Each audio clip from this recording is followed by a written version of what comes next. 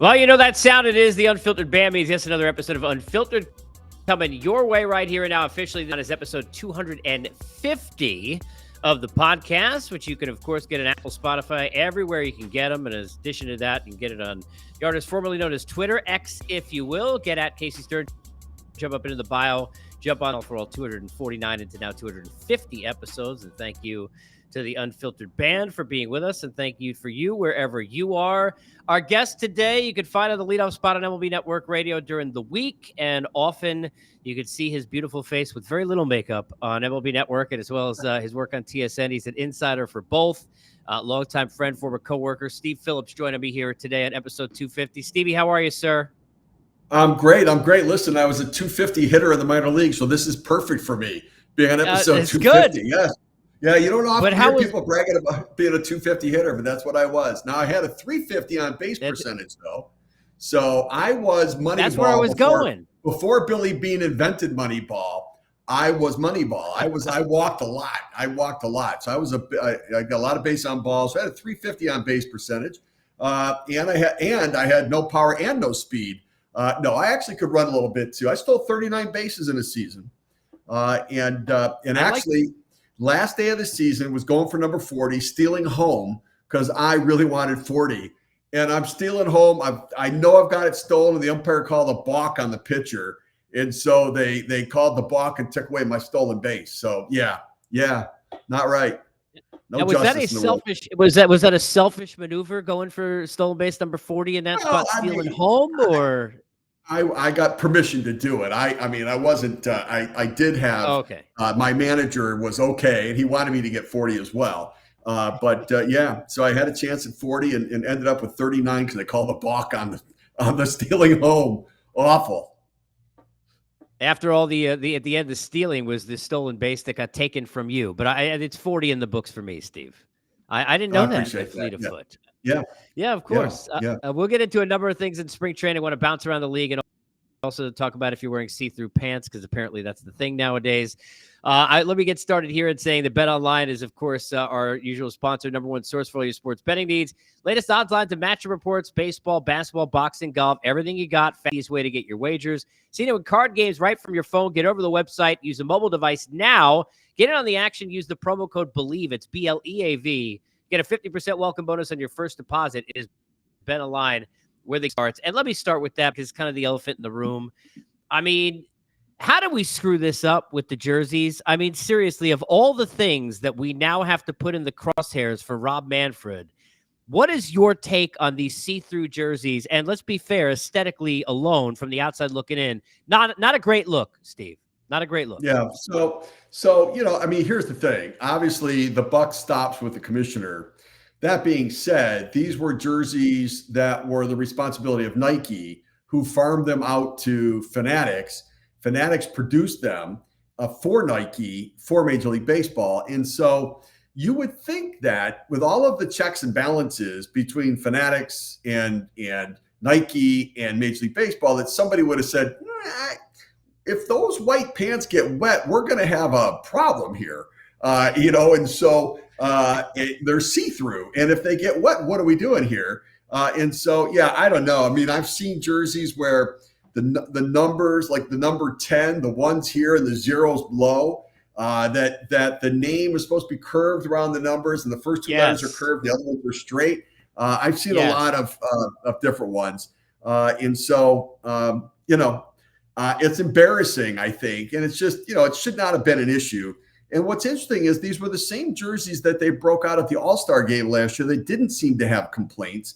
I don't know whether it was the volume of the production that was the problem or what happened with it. But yeah, it's not a good look. And I suspect that Nike's probably not very happy, and nor is Major League Baseball very happy. And it's all sort of coming down on Fanatics right now. Yeah, I mean, look, being fair, MLB is not the only league or entity looking to make an extra buck. So the idea that people are annoyed and saying, they're just trying to look, everybody's trying to make extra money. It's why there's so many different jerseys, and the NBA cashes in on all that. But to your point, it's like there had to be somebody in a warehouse before these are sent out and said, like, do we think this is really what we want to put out there? It just seems so rushed. And now, as you know, everybody looking for just a reason to get on Rob Manfred for everything. Some of it he's due, clearly, because of the lack of accountability. We've talked about that. But now he's in the crosshairs, and somebody just got to admit it's got to get fixed, right? I mean, that's the thing that I can't understand. It's like nobody's coming out and saying, no, it's not good enough. We're in spring training. We got time. Let's get this fixed. Yeah, I don't know whether they have time. When you think about what it would take with the production, changing the material for the pants and trying to go through all of that, then there's complaints about that the fit is different. There aren't enough options for the fit, whether the length you want or the you want them baggier, you want them leaner, you want them thinner, whatever they are. Robbie Ray likes them really tight. And other people like them a little bit baggier, Derek Bell's of the world. And so, it's hard to know. Derek Bell wore hip hop pants. That's a great reference. He had the skinniest legs in Major League Baseball and got hit by more pitches because the bagginess of his pants counted as getting hit. And I thought to myself, we should all be wearing baggy pants right now. Not, like John Franco and Al Leiter, Mike Piazza weren't all that keen on it. But I thought that, it was a good look for Derek Bell, who, by the way, Derek Bell, he never wore the same outfit twice. So whatever he wore, he would never wear it again. So he'd show up with a jersey. Wait, in real life? In real life. He would never wear the same outfit twice. He'd get a suit, wear it once, he'd never wear it again. And then, he was a character from Tampa, lived on a boat down in Tampa. Then he came to New York. And when he was in New York with the Mets, he lived on a boat in the harbor there. And it was so funny because when he went to the Pirates after us, he signed a big 3-year deal. And he had an injury that kept him out of the lineup for probably the first 2.5 months of the season. And one of the greatest lines ever from an anonymous player was, Derek Bell really is a pirate. He lives on a boat and steals money. I mean, it's one of the greatest player jab lines I've ever heard in my entire life. I love that. And by the way, as somebody who has to do a lot of laundry in his life, that's a great way to live. No laundry. I mean, you're just ditching it in the trash every time. It's fantastic. Nice job. It's amazing. All right, it really is. Let me get we'll try and I want to talk about the free agency as a whole, but I want to talk Bellinger first because that happened today and came out, obviously, in terms of the 3-year deal and the $80 million. This seemed like the right fit on both sides the whole time. I know there are opt-outs in this deal. Both sides were playing chicken of some sort. But what took so long for this match that seemed so obvious on both sides to finally come to fruition, Steve? This is a huge win for the Cubs and a huge blink on behalf of Scott Boras. He blinked. He finally blinked. This holdout. Look, here's the difficulty. And Blake Snell's in the same spot right now because Snell and Bellinger are very difficult to evaluate who they are. And as a general manager, I've talked about this. You're in a room with your special assistants, and then your owner comes in and sits in and wants to listen to the conversation. And you say, okay, let's talk about Cody Bellinger. And half the room will say, this guy's a former MVP. He looks like that guy again. He hit over 300, 350 on base. He slugged. He looked like the Bellinger we used to see. And he can defend in center field. And he can play first base. And he can run. He's back. The other half's going to say, okay, whoa, let's not get too carried away. This guy disappeared for like 3 years of his witness protection with his offense. We don't know where he went. And he was better, but he was in the lower 10th percentile of exit velocities of hitters in Major League Baseball last year. And sure, he was pretty good with 2 strikes. He poked it the other way, had some flares that fell in, but I'm not buying that he's that guy again. And they'd be, okay, so and the owner would say, okay, well, what's Scott Boras looking for? Well, Boras has called up, said he wants an 8-year deal. He wants 28 years old. He wants an 8-year contract. And look, I understand what I would have asked for that if I was Scott Boras too. I absolutely would have asked for it. But what Scott does is he comes in and tells you what the market is and the value is, as opposed to letting the market dictate the value. And what happened was he said 8 years, and everybody sort of waited and said, I'm going to take you at your word that that's what you, and he said, I'm going to get it. I'll get 8 years from somebody. I'm going to get it because you don't have that sort of boldness.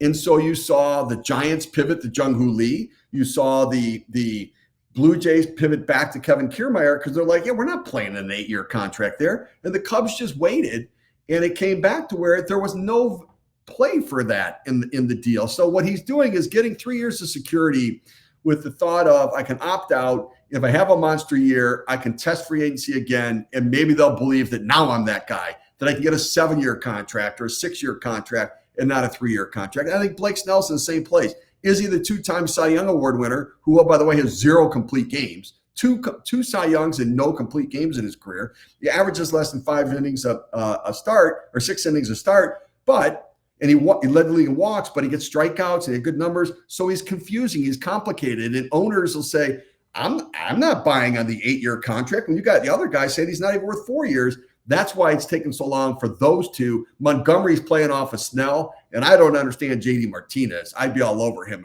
if for a 1-year deal.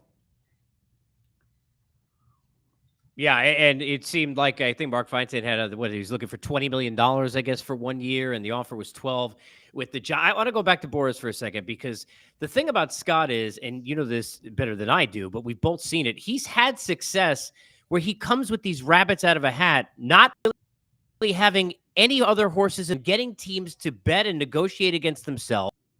And I remember the Denard Span deal, and that's a smaller deal, but how do you get 3 years when everybody thought he was getting 1? And there's so many of those. Do you think it's put him in a spot, seems to believe all the time, Steve, that this is going to pop?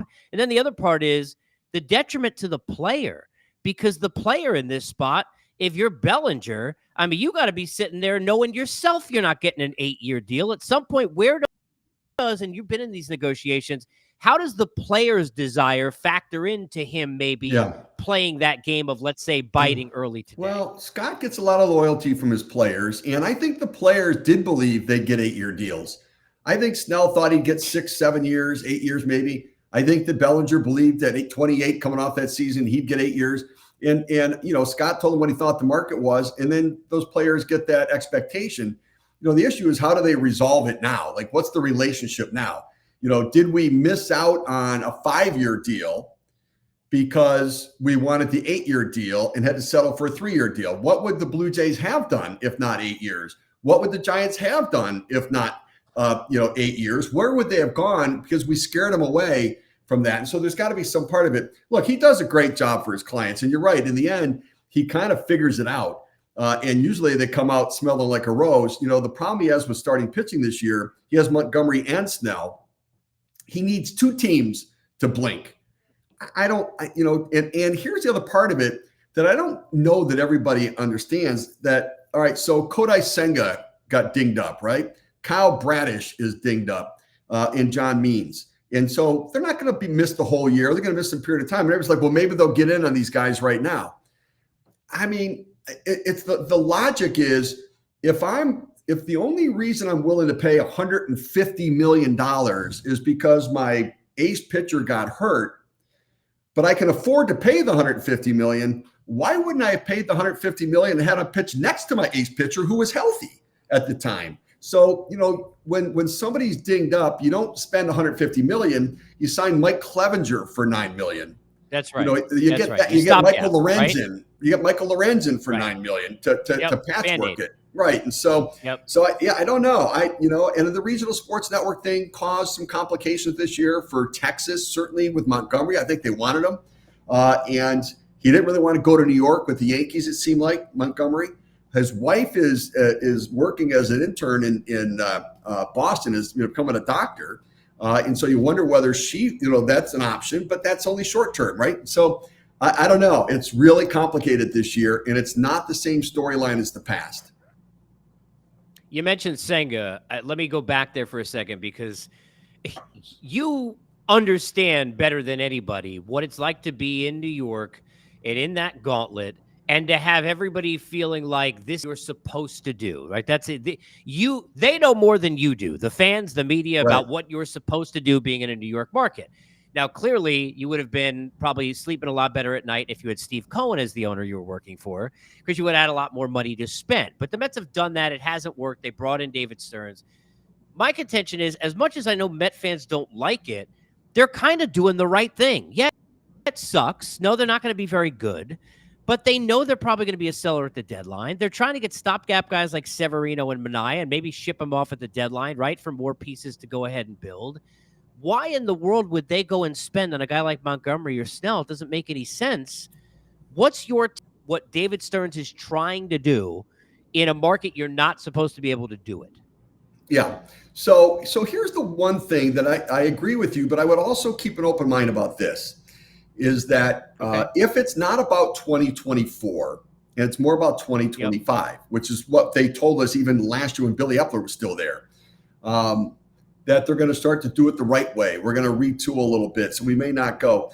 The one thing I would say is that next year there may not be a Jordan Montgomery available in the market. And sometimes you have to get that guy a year or two early because he might not be there when you're ready for him. And so, they were in on Yamamoto, which everybody was, because he's 25 and, he's not just about this year. He'd be for next year and the year after and the year after. If you like Montgomery, you think he's going to be good for several years, then it may make sense to get him now because he won't be available next year because he's going to sign with somebody. And right now it's such a discount because it seems like there's not a place for him. It might be worth considering getting in on it, even if it's not the place to win right now, because, the players have choices too down the line.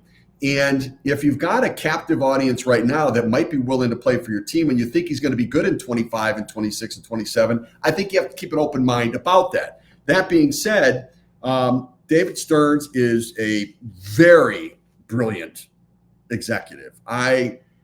What they do in Milwaukee and have done there, where they build it up and they literally take it apart piece by piece again every year and then build it up again.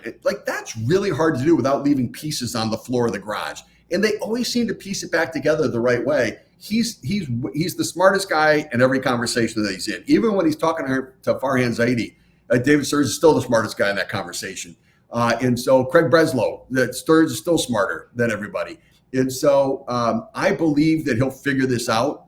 But I would have kept more of an open mind, not about Snell. Snell, I think 2 or 3 years down the road, if Snell's good this year, I really worry about the next couple of years just because he has such extreme peaks and valleys. I don't trust it. I'd rather have predictability out of a guy like Montgomery. You mentioned Breslow, and you talked about earlier, talking about Montgomery. You mentioned the Red Sox, and I know you're going to see them here in the next couple of days on the spring training tour out in Fort Myers. The Netflix thing that came out, it was just such an odd timing. It's like of all the different seasons that you could ever sit there and be with the Red Sox. I covered them in 2004. We were all there when you think about 2013, 2018. This is not the time their fans want to relive it through a documentary with what they're going through. But how surprised are you, and how much do you feel like the fan base has a point when you see the vitriol they have right now with this club and what they call their lack of desire to win right now in Boston? Yeah, no, I think I understand it. Let's put it that way. I do. It's hard to tell whether they're building it up or taking it apart.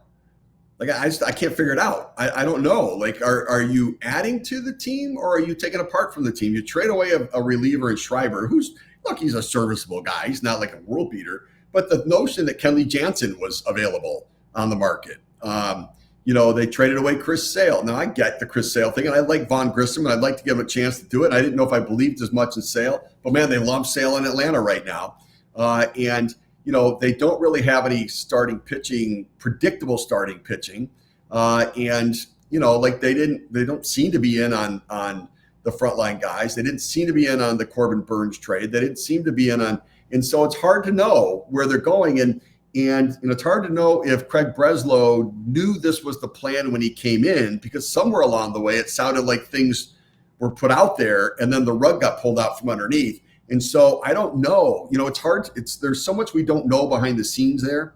And as a general manager, you don't tell people what's going on. You don't, you protect your owners, you protect yourself, you just, sell the team that you have. They're going to score some runs this year. I think they're going to score runs. They did last year too. I think Cassis is the real deal.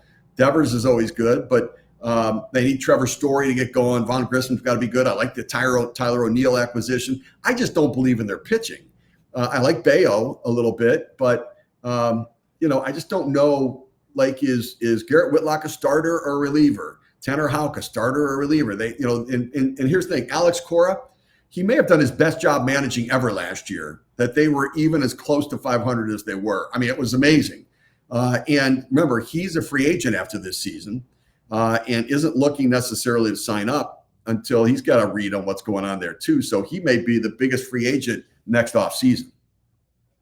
You talk about Alex Cora, and you think about the Red Sox and where they are, and Red Sox fans are thinking, hey, we should be where the Dodger fans are at now. Kind of money to spend. We've got that kind of market. Nobody's living the life of a Dodger fan right now. However, when was the last time we saw this much pressure to win a World Series or bust? We know this isn't that sport. You and I both know this is not the NBA where LeBron James can go take a bunch of guys who aren't that good. And no offense to outside of Pippen and Jordan, the BJ Armstrongs of the world. And so many times we've seen it in other sports. It's not that way in Major League Baseball. Mike Trout wouldn't just have 11 at-bats in a postseason, right? Do you remember in your recent memory seeing this much pressure on a team to be World Series or bust with Yamamoto, Ohtani, Teoscar, all they already had, and that they brought in here with Glasnow and so on? I mean, there's too many guys who'd be here all day. Yeah. What about the pressure right now on this team? Yeah, it's huge. I mean, they won 100 games last year, and they had the best offseason. They spent $1 billion or $1.2 billion in the offseason to add to this team. And yet they're not a perfect team. They've got flaws. They've got, if some things go wrong, it can go in a different direction. Now, they're relying on a lot of really young arms that are big, great arms. I mean, they're really good-looking kids, but they're young, and young guys can be inconsistent.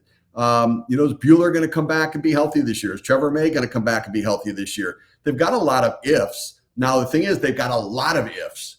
And so, some are going to come through. My experience is some come through, some don't. Some are going to be really good. Some are going to be bad. Some are going to be mediocre. And because they have so many ifs, it still is going to probably be good enough. They're going to score a ton of runs. But we all know this, that in the playoffs, it's not the best team that wins. It's the team that plays the best. And that's not always the same team. We had the Arizona Diamondbacks get to the World Series last year. We've got, I think the storylines, even when we look at Texas and the pitching issues they had all season long. And so, there's a ton of pressure there. I wonder, I love Dave Roberts and he could manage my team any day.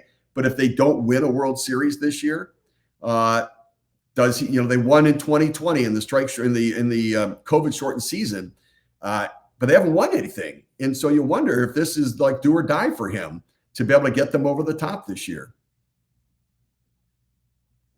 Yeah, there's a tremendous pressure clearly on Doc to go get wins in LA. I want to close here on the other side. I mentioned Trout. I respect the heck out of I have a contract here. This is what I've promised this team, and I want to believe in them, and I'm going to give them everything I've got. I love that. Much more than the Anthony Rendon. I don't even know if I belong here, and I don't want to play very much, right?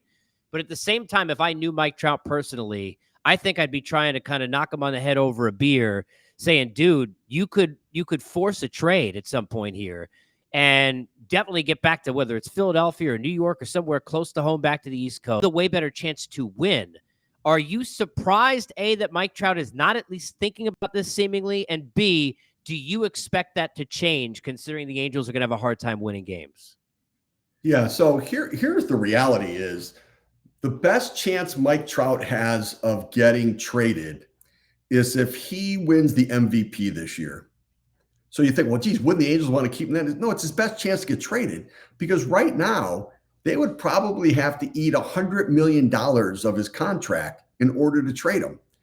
Because of the injuries and the fact that I have no faith that he can stay healthy for a full season. He needs a 148 game season where he goes off, and it might be his best chance of getting traded. Because from the team perspective, even if they if Artie Moreno in the privacy of his own room thought to himself, I'd consider trading him to get off one of the money. It might make the team more sellable if we don't have this money tied up, and I can do this and that. I might, but I'm going to have to eat $100 million. I might as well let him try to go out there and play this year, put up some numbers, stay healthy. Because if I'm going to have to eat a ton of money, why do it now? Why not see if he can play and somebody's more convinced that he'll stay healthy moving forward? Because I think right now it's probably an unmovable contract. Steve, always appreciate you when you do this. Thank you so much for hopping on board. Have fun. The spring training tour, always a good time getting to see the teams, and we'll do it again soon, man. Appreciate you. Hey, Casey, anytime, buddy. You're the best. Always good to catch up.